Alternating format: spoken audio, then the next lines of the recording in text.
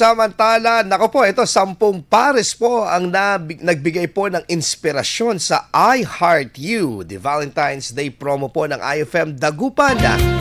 Kilalanin po natin mga winners po natin ng mga couple at nagbahagi ng kanilang mga sweet moments. Ikwento mo ang good news na yan, Idol Tita Ronnie.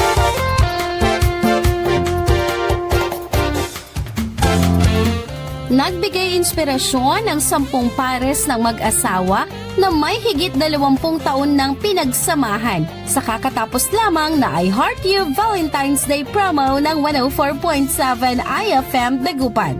Ang mga napiling kalahok ay patunay na ang pagmamahalan ay tumitibay sa paglipas ng panahon.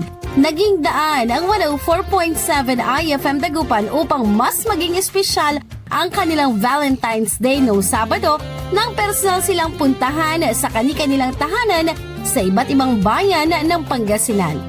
Tinanggap nila ang bouquet of flowers, bigas, lechon manok, turmeric drinks at IFM merchandising t-shirt bilang simpleng handog ng pasasalamat at pagkilala sa kanilang matatag na pagsasama. Habang sila ay nagkukwento, ibinahagi nila ang naging pundasyon ng kanilang relasyon. Ang pag-uunawaan, respeto, bukas na komunikasyon, walang sawang pagmamahal, pagtitiwala sa isa't isa, at higit sa lahat pagdarasal at paglalagay sa Diyos sa sentro ng kanilang pagsasama. Sa pamamagitan ng programang ito, muling pinatunayan ng IFM Dagupan na ang tunay na pag-ibig ay hindi lamang ipinagdiriwang tuwing Valentine's Day, kundi araw-araw na pinapahalagahan at pinagtitibay.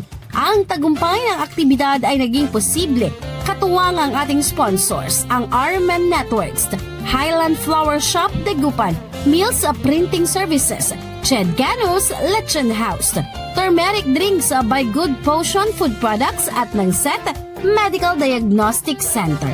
Yan ang ating gagawin for today. Ako si Idol Tita Ronnie Tatak, IFM. IFM News. IFM News.